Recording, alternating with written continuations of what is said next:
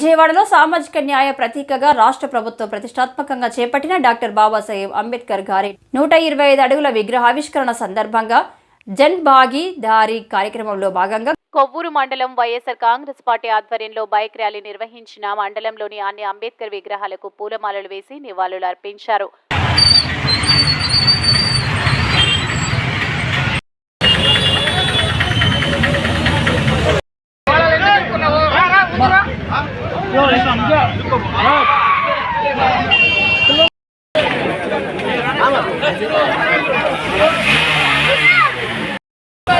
కొనసాగిస్తాం అంబేద్కర్ ఆశయాలను కొనసాగిస్తాం అంబేద్కర్ ఆశయాలను జోహార్ డాక్టర్ బిఆర్ అంబేద్కర్ జోహార్ డాక్టర్ బిఆర్ అంబేద్కర్ జోహార్ డాక్టర్ బిఆర్ అంబేద్కర్ జోహార్ డాక్టర్ బిఆర్ అంబేద్కర్ అందరూ బైక్ ఎక్కి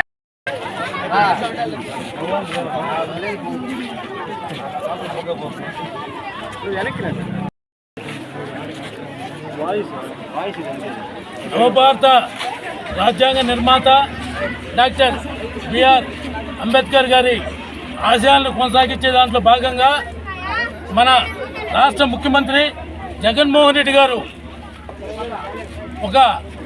ఆయన గుర్తింపుగా ఆయన ఆశయాలు ప్రతి నిత్యం ఆ విగ్రహం చూస్తే గుర్తొచ్చే విధంగా మన విజయవాడలో 125 అడుగుల అంబేద్కర్ గారి విగ్రహాన్ని 19వ తేదీ ఆవిష్కరించడం జరుగుతుంది.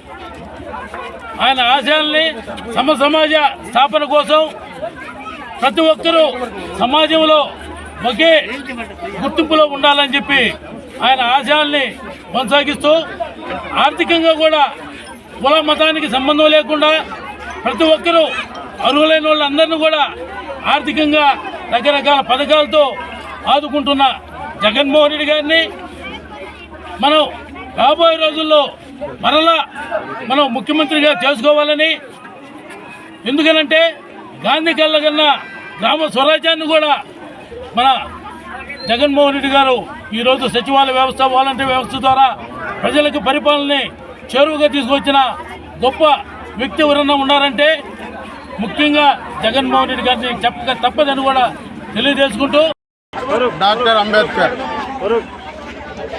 మన భారతదేశంలో పుట్టడమే మన అదృష్టం.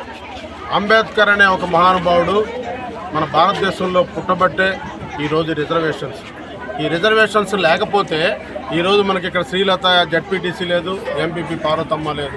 ఒక ఎస్సీ కాలనీలకు వెళ్తే ఎంతమంది ఐఏఎస్లు, ఎంతమంది పెద్ద పెద్ద అధికారులు. ఒకప్పుడు మేము చిన్న ఒక 60 ఏళ్ళు 70 ఏళ్ళు ముందైతే హరిజన వాళ్ళు, అరుంధతి వాళ్ళకి వెళ్తే వాళ్ళ బ్రతుకులు ఎలా ఉన్నాయో మేము చూసాం కళ్ళతోటి.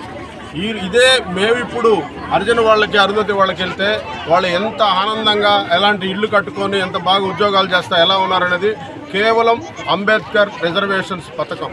ఆ రిజర్వేషన్స్ చాలాసార్లు సవరించడం కూడా జరిగింది. అయినా కానీ ఎస్టీ ఎస్సీలకి ఎటువంటి ఎస్సీలకు ఎవరికి కూడా ఇబ్బంది జరగకుండానే సవరించాడు.